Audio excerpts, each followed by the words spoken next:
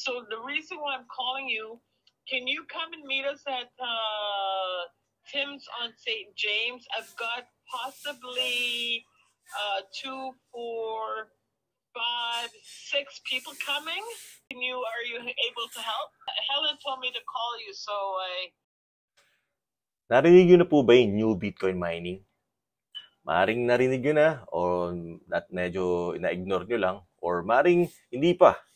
Kagaya ko, hindi ko pa rin siya narinig ko lang yung mga Bitcoin, yung mga cryptocurrencies, pero ignore ko lang din until my friend called me 2 weeks ago at in-explain sa akin kung paano yung business na yun. Ngayon, involved ako. Ngayon, i-share ko sa inyo kung paano nag-work para kung sakasakaling interesado kayo, dito ang pagkakataon nyo kumita ng pera sa sarili nyong pera every 4 hours. Kung paano, stay tuned at yun na-explain ko sa inyo.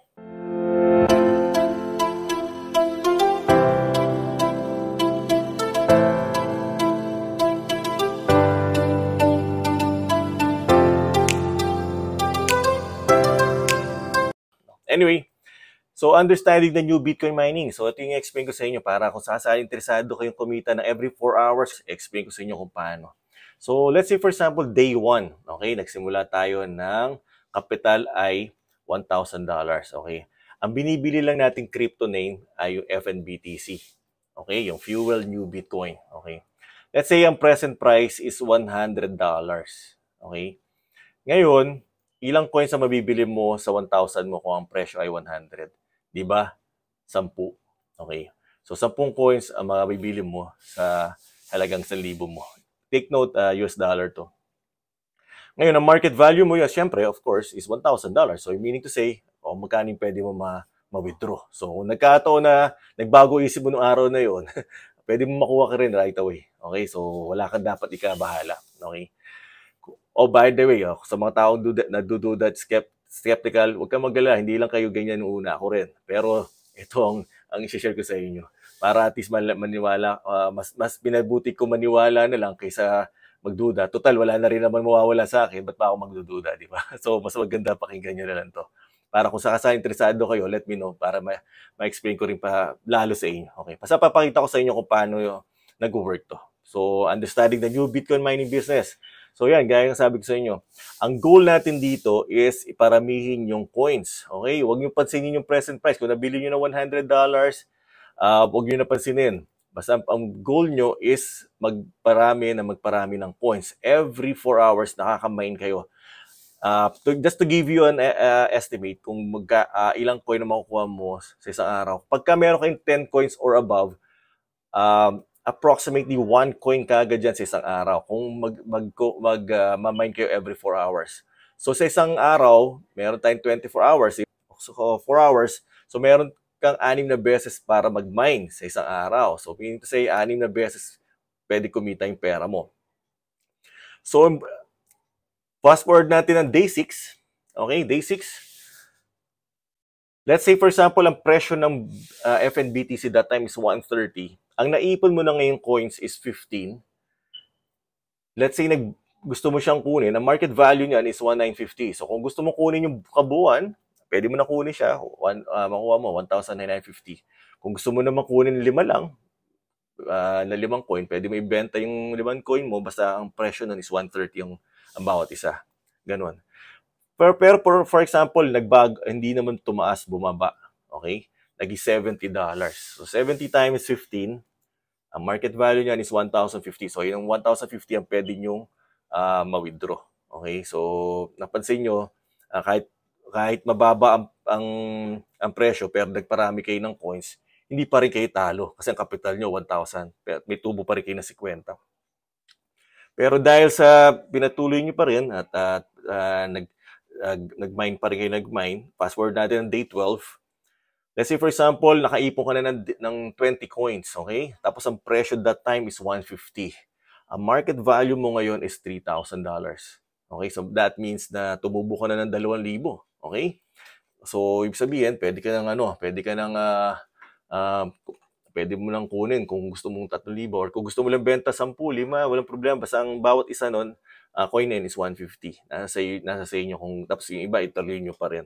Ang ginagawa ng iba, dahil kasi medyo dudera pa sila, nagdududa pa, mga skeptical pa rin, kinukuha nila yung puhunan nila after 1 week, 2 weeks, tapos kung natitirang coin, yun nilalaro na lang nila. Para at least that way, ay siguradong hindi sila talo, nakuha kagad nila yung puhunan nila. Okay? Let's say for example, hindi siya tumaas, bumaba naman, naging $50. So instead na halos kalahati na nawala, di ba? Pero dahil nakaipon ka ng 20 coins, i-multiply mo sa 50, that's 1,000. So natalo ka ba? Definitely hindi, kasi nandun pa rin yung pera mo, 1,000 pwede mo kunin. Pero dahil naniniwala ka, dahil talaga nakita mo naman na maraming tao ang nakakapag-withdraw at nakikita nila na talaga nagagamit na. Explain ko sa inyo lahat yung meme, pati yung pag-withdraw. Pero for the meantime, papaintindi ko lang sa inyo muna yung business, okay? So, tinuloy-tuloy nyo pa rin, let's say, day 20, okay? This time, your coins, grew, up to 30 coins na. Kumaga, naging 30 coins na yung, Tapos, let's say, ang present price is tumaas. Kasi, alam nyo naman ang crypto, masyadong volatile lagi yan. Medyo mataas, mataas, baba. So, let's say, for example, naging 200, okay? Ang market value na is 6,000. So, ibig sabihin, panalo ka na, di ba? Tapos, anytime pwede mo kunin, sabihin, okay, benta mo lang yung ibang piraso kasi basta ang isang piraso nung binili mong FNBTC nun ay $200. Let's say naman na hindi tumaas, bumaba lalo, naging 40. Okay, 40 times 30 is 1,200. Nanalo ka ba o natalo ka ba? Hindi ka natalo kasi may 200 ka, kapital mo lang is 1,000. So that means panalo ka pa rin.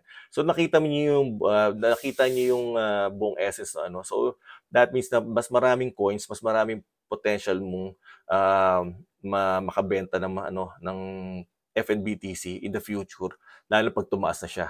Okay? Isang linggo nga lang, madodoble na pera mo. Kahit nabili mo siya ng 70 or 100, tapos after a week, ganun pa rin ang pressure niya.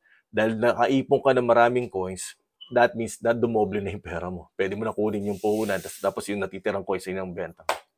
So, kung na-interesahan kayo, kung interesado kayo sa business na to, let me know kasi, by the way, kumikita kung pera mo ng 1% to 2% kada mine mo. Okay, kada mine. Kaya nga sabi ko sa inyo, ang 10 coins pataas, halos 1 coin a day yun.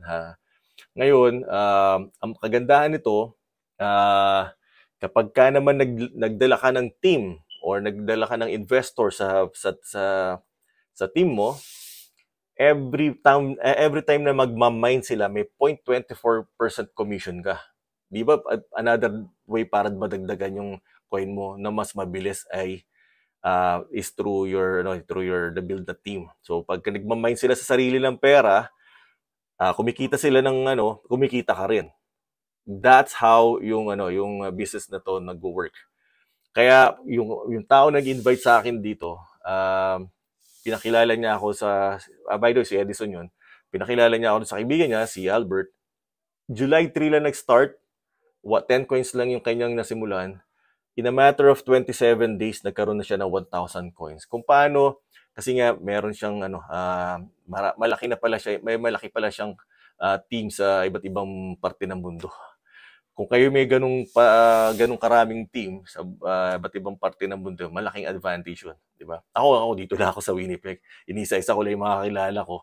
Pero so far, meron na akong 4 sa ngayon. So far naka 1 coin a day na rin halos 2 coins na ako a day. Ang pumapasok sa ko dahil sa system na to.